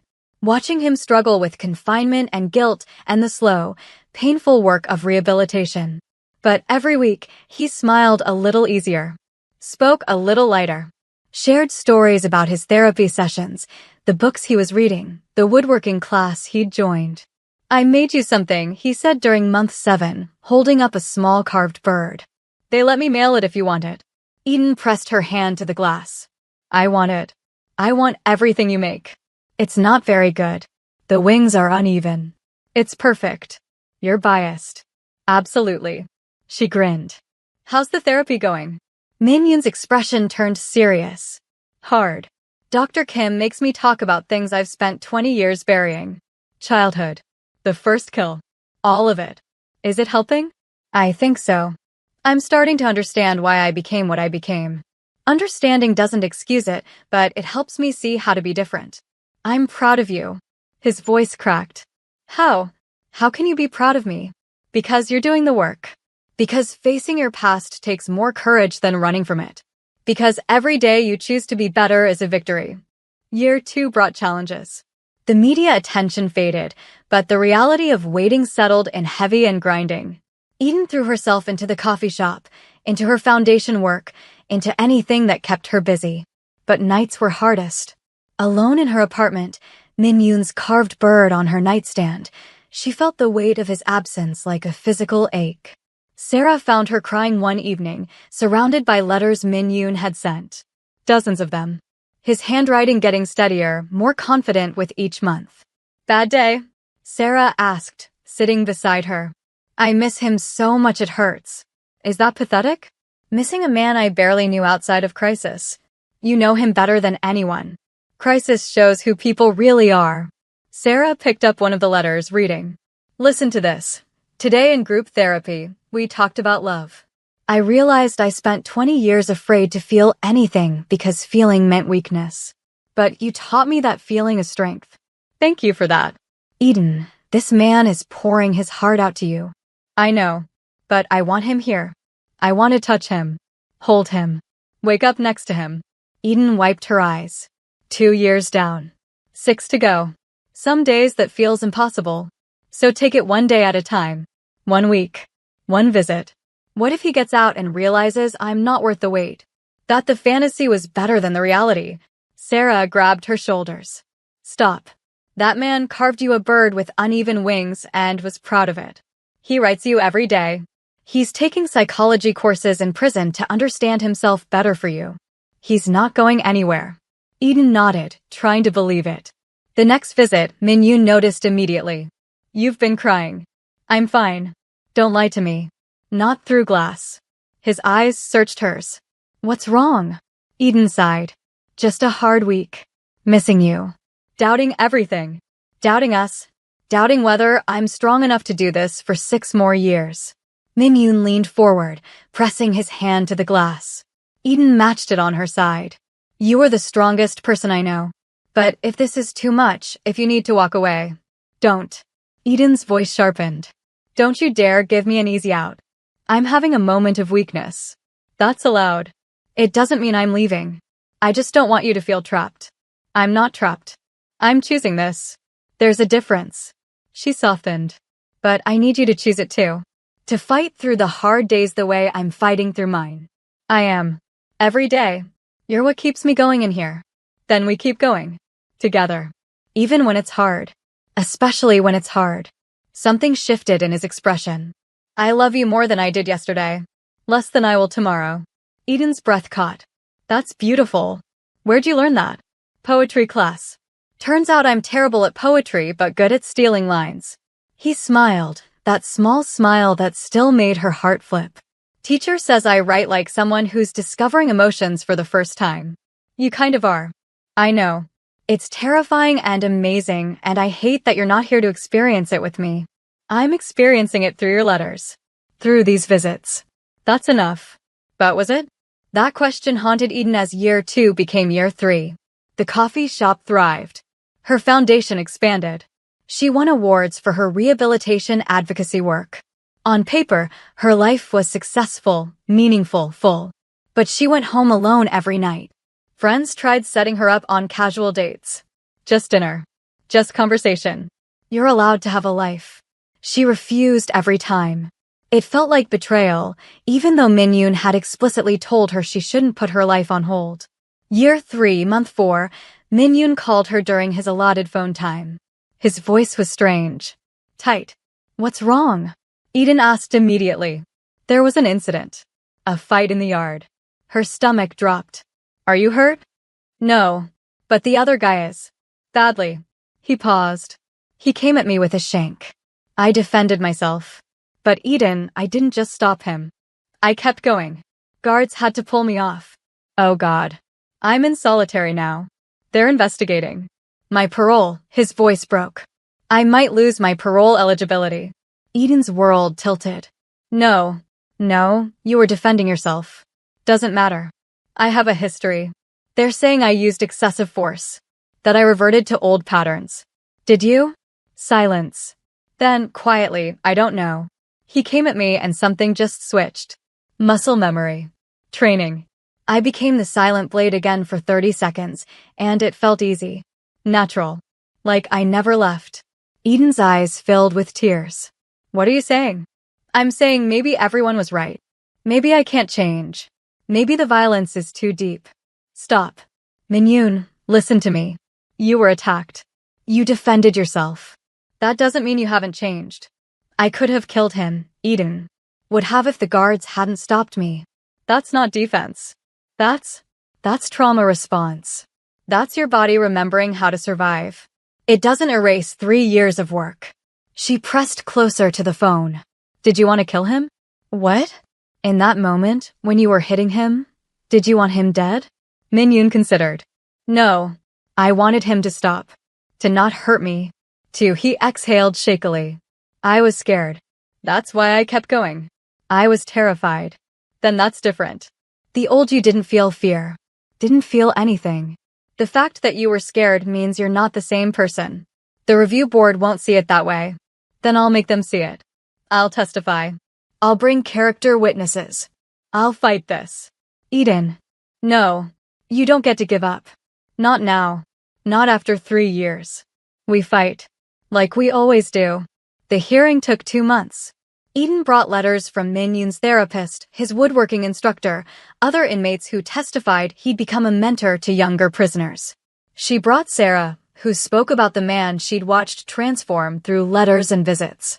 And Eden herself testified with fierce conviction about the difference between a man defending his life and a killer reverting to type. The board deliberated for a week. Decision. Incident was self-defense. Excessive force, but justified given the circumstances. Parole eligibility maintained. But Min-yoon would be transferred to a different facility with more intensive rehabilitation programs. Eden cried with relief. The new facility was 4 hours away instead of 2. But she drove it every week anyway. Year 4 brought unexpected developments. A documentary filmmaker wanted to tell their story. Eden initially refused. Our story isn't for entertainment, she told the filmmaker. It's not entertainment. It's hope. Do you know how many people your advocacy has helped? How many families of incarcerated individuals reach out to your foundation? Your story could change perspectives on redemption and rehabilitation. Eden discussed it with Min-yoon during their next visit. It's your choice, he said. I'm not sure I want my worst moments televised, but if it helps others, he shrugged. Maybe something good can come from all this pain. They agreed. The documentary filmed over 6 months. Prison interviews with Min-yoon. Footage of Eden at the coffee shop, at foundation events, driving to visits. Sarah's perspective. Even Detective Park, who'd become an unlikely advocate for Min-yoon's rehabilitation. The documentary premiered at a film festival in Year 5. Eden attended with Sarah, nervous about how Min-yoon would be portrayed. The film was honest. Didn't sugarcoat his crimes. But it also showed his transformation. The letters. The therapy sessions. The slow, painful work of becoming someone new. The audience gave it a standing ovation. A woman approached Eden afterward, crying. My son is serving 15 years. I thought he was lost forever. But watching this, she grabbed Eden's hands. You gave me hope that he can change too. Thank you. That's when Eden understood. Their story wasn't just theirs anymore. It belonged to everyone fighting for second chances. The documentary went viral online. Millions of views. Debates raged in comments. Some called Eden foolish. Others called her inspirational. Some called Min-yoon irredeemable. Others saw proof that change was possible. Through it all, Eden and Min-yoon stayed focused on what mattered. Each other. The work. The waiting. Year 6, Min-yoon's parole hearing was scheduled. Eden prepared like she was going to war. Organized testimonials from dozens of people. Prison staff. Fellow inmates. Therapists. Victims' families who'd forgiven him through restorative justice programs he'd participated in. She wore a yellow dress to the hearing. Hope. Sunshine. Everything she represented. Min-yoon was brought in wearing his prison uniform, hands cuffed. But he stood tall. Looked the parole board in the eye. Answered every question with unflinching honesty. Do you believe you've been rehabilitated? The board chair asked. I believe I'm being rehabilitated. Every day. It's not a destination. It's a process. Min-yoon glanced at Eden in the gallery. I'll spend the rest of my life working to be worthy of the second chance I've been given. And if released, what are your plans? I have a job lined up at a woodworking shop. The owner is willing to hire me despite my record. I'll continue therapy. I'll work with Miss Hale's foundation, speaking to at-risk youth about the consequences of violence. And I'll try to live a quiet, peaceful life. With Miss Haley? Min-yoon's voice softened. If she'll still have me after 8 years. Every eye turned to Eden. She smiled through tears. Always. The board deliberated for 3 hours. Eden paced the hallway, Sarah beside her, both silent with anxiety. Finally, they were called back in. Min-yoon, this board has reviewed your case extensively. Your crimes were heinous. However, your rehabilitation has been exemplary. Your cooperation with law enforcement has saved countless lives. And your remorse appears genuine. Eden's heart hammered. Therefore, we are granting parole, effective in 6 months, with strict conditions. Weekly check-ins with a parole officer. Continued therapy. No weapons. No contact with any criminal organizations. Any violation results in immediate return to custody. Min-yoon's knees nearly buckled. Thank you. I won't let you down. 6 months. After 8 years, 6 more months felt like nothing and forever. Those final 6 months crawled by with agonizing slowness. Eden prepared obsessively. She found Min-yoon a small apartment near the coffee shop. Furnished it simply. Warm colors. Soft textures. Nothing cold or institutional. She stocked the kitchen with basics. Bought him civilian clothes since he'd have nothing but his prison uniform. Created a space that felt like home, not a cell. Sarah watched her friend's frantic preparations with gentle amusement. You're nesting. I'm preparing. You rearranged his bookshelf 3 times yesterday. I want everything perfect. Eden. Sarah caught her hands. He's not going to care if the books are alphabetized or color-coded. He's going to care that you're there. What if it's weird? What if we don't know how to be together outside of crisis and glass barriers? Then you figure it out. Together. Like everything else. The night before Min-yoon's release, Eden couldn't sleep. She lay awake, staring at the ceiling, mind racing with possibilities. What if 8 years had changed him too much? What if she'd built up a fantasy that reality couldn't match? What if the man she loved through letters and brief visits couldn't exist in the mundane world of grocery shopping and morning coffee? Her phone buzzed at 3 a.m. A text from an unknown number. Can't sleep either. Scared and excited and everything in between. See you in 9 hours. I love you. My. Eden smiled through tears. They'd given him phone privileges for his last night. She texted back immediately. 9 hours. I'll be there. Yellow dress. Big smile. Ready for our beginning. I love you too. She managed 3 hours of restless sleep before giving up. Showered. Put on the yellow dress she'd promised. Did her makeup carefully. Braided her hair the way Min-yoon said he liked in one of his letters. Sarah arrived at 7 to drive with her. You look beautiful. And terrified. Both accurate. The drive to the prison felt eternal. Every red light was a personal attack.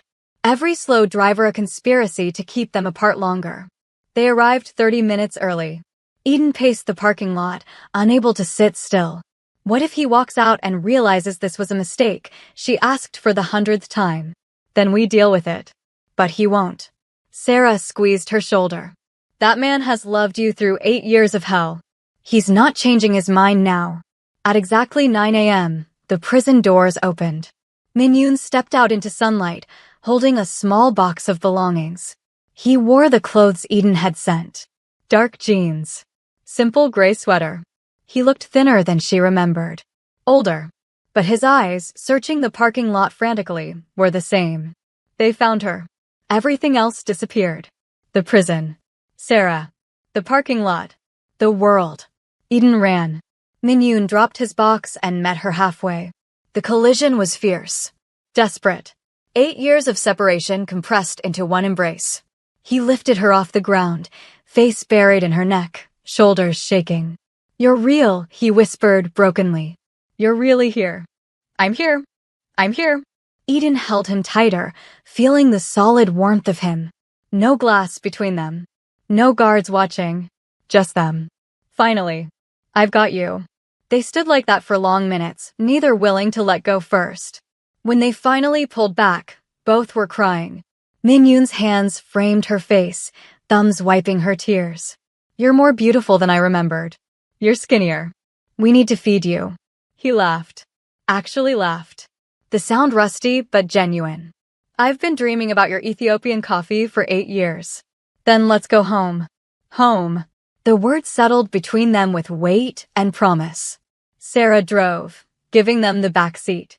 Min-yoon held Eden's hand like a lifeline, staring at her like he was afraid she'd disappear. "Is this weird?" Eden asked softly. "Does this feel weird?" "Completely. Also perfect. Can it be both?" "I think it has to be both." He looked out the window, watching Seoul pass by. "Everything's so loud. So fast. I forgot how much the world moves. We can take it slow. There's no rush. I have about 8 years of touching you to make up for. That feels urgent." Heat flooded Eden's cheeks. Sarah snorted from the front seat. "Get a room, you two." "Planning on it," Min-yoon said, surprising them both with his boldness. They stopped at the apartment first. Min-yoon stood in the doorway, taking it in. "You did all this?" Sarah helped. "Do you like it?" He walked through slowly, touching things. The soft couch. The books she'd chosen. The carved bird he'd made her, displayed on a shelf. Photos she'd printed of them through the years. Prison visits. His woodworking projects. Letters. "You kept everything," he said, voice thick. "Of course I did. This is our story." He turned to her, eyes shining. "I don't deserve this. Any of this. Stop saying that." "It's true." Eden crossed to him, pulling him down into a kiss. Not desperate this time. Slow. Thorough. 8 years of longing poured into it. When they broke apart, Min-yoon rested his forehead against hers. "I'm going to be bad at this. At being normal. At being the kind of man you deserve. I don't want normal. I want real. I want you, however you are. I might have nightmares. Panic attacks. Days where the guilt crushes me. Then I'll hold you through the nightmares. Breathe with you through the panic. Sit with you in the guilt." You make it sound so simple. It's not simple. But it's worth it. Sarah cleared her throat from the doorway. "I'm heading out. Leaving you two alone. Eden, call me later." After she left, silence filled the apartment. Not uncomfortable, but charged. Aware. "Are you hungry?" Eden asked. "I could make us breakfast." "No. Coffee? Later." Min-yoon took her hand, pulling her closer. "Right now, I just want to hold you. In a space that's ours. Without time limits or glass or guards." They moved to the couch. Eden curled into his side, his arm wrapped around her shoulders. They fit together perfectly, like puzzle pieces finally aligned. "Tell me about the coffee shop," he said. "Your letters mentioned it, but I want to hear your voice tell me." So Eden talked. About rebuilding after the violence. About the customers who became family. About the foundation and the lives they'd helped change. About Sarah's terrible jokes and the new barista who couldn't make lattes to save his life, but had a heart of gold. Min-yoon listened, really listened, his fingers tracing patterns on her arm. "You built an empire while I was gone. I built a life worth coming home to. For me. For both of us." He tilted her chin up, kissing her softly. "I'm going to spend the rest of my life making sure you never regret waiting." "I already don't regret it." The kiss deepened. 8 years of separation, of longing, of love maintained through letters and brief visits, finally given space to breathe. Min-yoon pulled back, breathing hard. We should slow down. Why? Because I've fantasized about this for 8 years, and I don't want to rush it. Eden stood, extending her hand. Then don't rush. But don't make me wait either. I've done enough waiting. His eyes darkened with understanding. He took her hand, letting her lead him to the bedroom. Sunlight streamed through the windows, painting everything gold. Eden had chosen soft blue sheets. Simple but comfortable.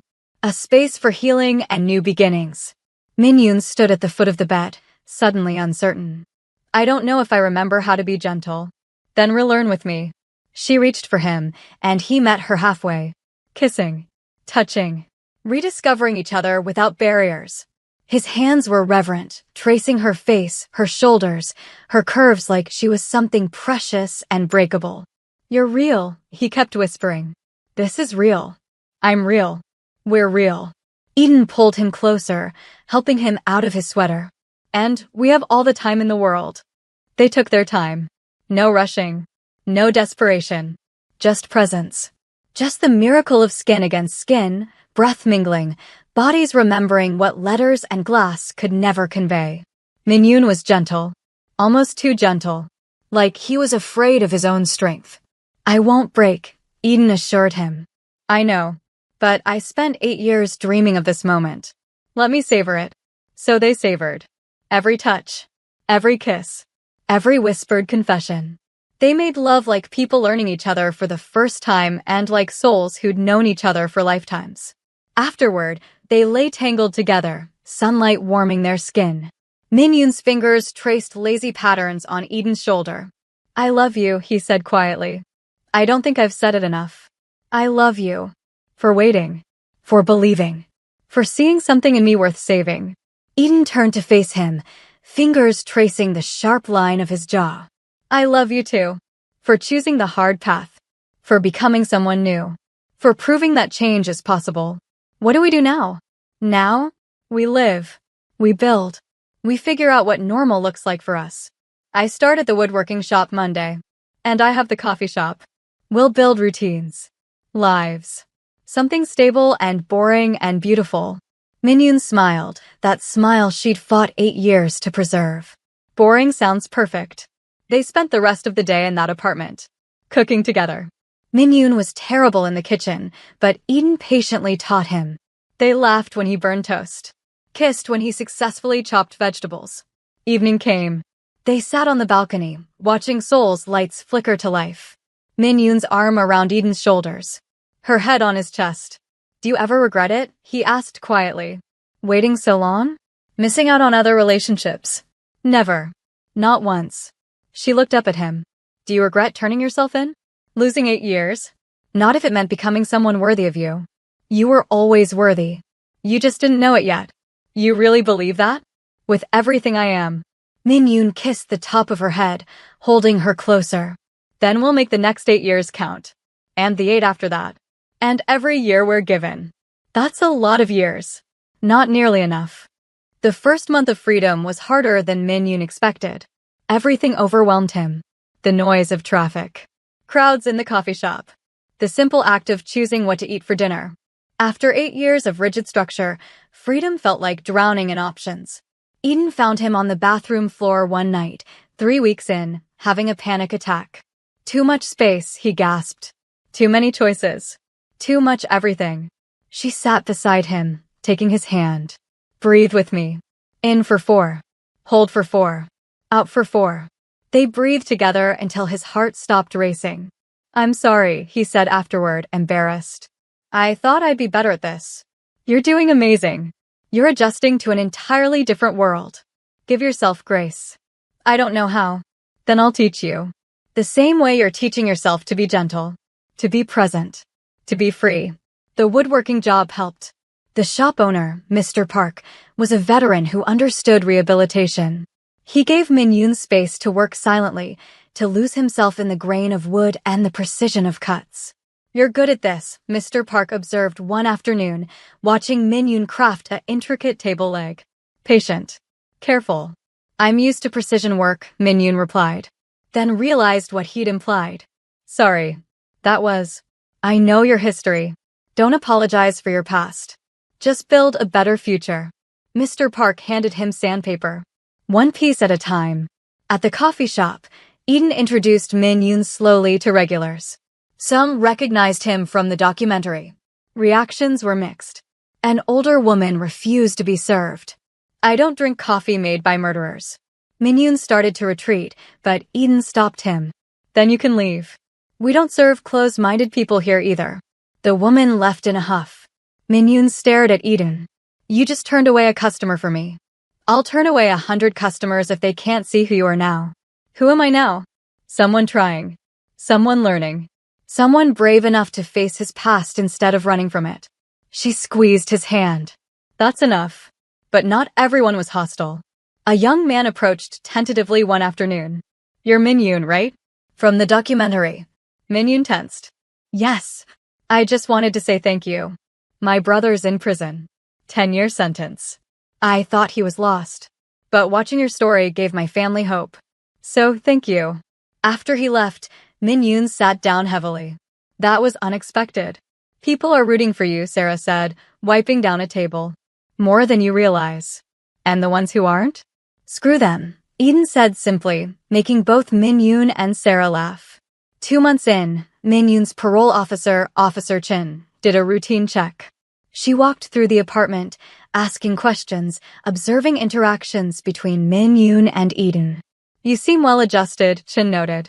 That's rare for someone with your history. I have help, Min-yoon said, looking at Eden. Support systems matter. But you're doing the work. I can see it. Chin closed her notebook. Keep it up. Next check-in is in 2 weeks. After she left, Min-yoon exhaled shakily. Every time she visits, I'm terrified she'll find a reason to send me back. She won't. Because you're doing everything right. What if I mess up? What if I lose control again like I did in prison? Eden moved to stand in front of him, hands on his shoulders. Then we handle it. You're not doing this alone. You have therapy. You have me. You have Sarah and Mr. Park and everyone else who believes in you. That's not nothing. 3 months in, the nightmares started. Min-yoon woke screaming, drenched in sweat, seeing faces of people he'd killed. Eden held him through each one, whispering reassurances until his breathing calmed. They won't stop, he said after a particularly bad night. The faces. They're always there. Have you told your therapist? Yes. She says it's normal. Part of processing. But Eden, some nights I wonder if I deserve peace. If the nightmares are punishment I've earned. You've already served your punishment. 8 years in prison. A lifetime of guilt. You don't have to torture yourself forever. How do I forgive myself when the people I hurt never can? You can't. Not fully. But you can honor them by being better. By helping others avoid your path. That's what your foundation work does. Min-yoon had started speaking at youth detention centers. Sharing his story. Warning kids about the path he'd taken. It was brutal, reliving his worst moments. But if it saved even one kid from becoming what he'd been, it was worth it. A 15-year-old boy approached him after one talk. Did you really kill 53 people? Min-yoon didn't flinch. Yes. And you regret it? Every single day. But you're out now. Living normal. That's not fair to the people you killed. The words hit like bullets. Because they were true. You're right. It's not fair. Nothing about this is fair. They're dead because of my choices. Their families live with that pain forever. I get a second chance they don't get. Min-yoon leaned forward. But I can either waste that second chance hating myself, or I can use it to make sure others don't follow my path. Which do you think honors them better? The boy considered. Using it. Then that's what I do. Every day. It doesn't fix what I broke. But it's all I have. For months in, Eden found Min-yoon crying in the workshop late one night. Sawdust on his cheeks mixing with tears. What happened? She asked gently. I finished a project today. A rocking chair. Mr. Park said it was beautiful. And for just a moment, I felt proud. Proud of creating something instead of destroying. He looked at her with devastated eyes. What right do I have to feel proud? To feel anything good? Eden knelt beside him. You have every right. You're human. Humans feel complicated things. Joy and guilt can exist together. It feels wrong. I know, but it's not. You're allowed to heal.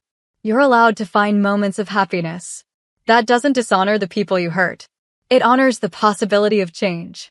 You make it sound so simple. It's not simple, but it's true. She took his hands.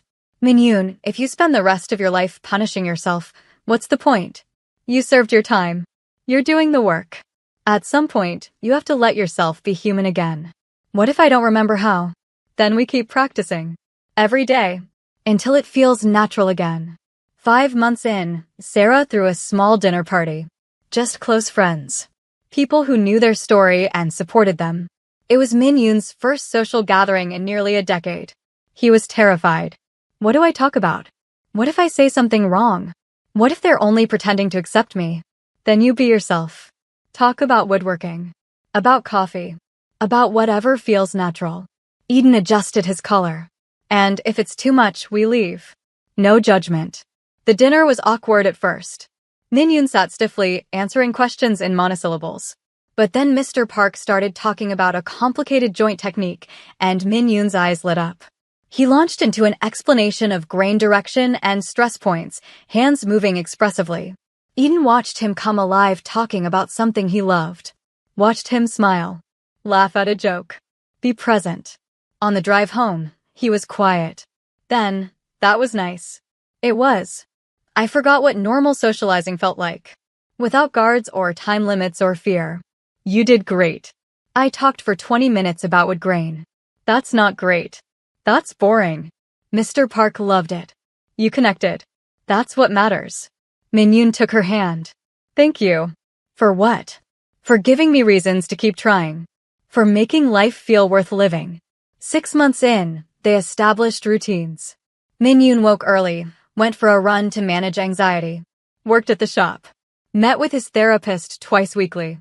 Helped Eden at the coffee shop in the evenings. They cooked dinner together. Read side by side. Made love slowly, learning each other more deeply with each touch. It was boring. Mundane. Beautifully ordinary. And for Min-yoon, who'd lived in chaos and violence for so long, ordinary felt like a miracle. One evening, as they washed dishes together, Eden spoke. I want to ask you something. And I need you to answer honestly. Okay. Are you happy? Min-yoon considered the question seriously. I'm not sure I know what happy feels like yet. But I'm content. Peaceful. Grateful. He dried his hands, turning to face her. I wake up next to you. I create things with my hands. I help kids avoid my mistakes. I have friends. A life. Hope for the future. His voice softened. If that's not happiness, it's close enough. Close enough works for me. 7 months in, Min-yoon proposed. Not with a ring. With a carved wooden box he'd made, containing a simple band inside. They were at the park where they'd first talked about the future. Sunset painting the sky in purples and golds. I know it's fast by normal standards.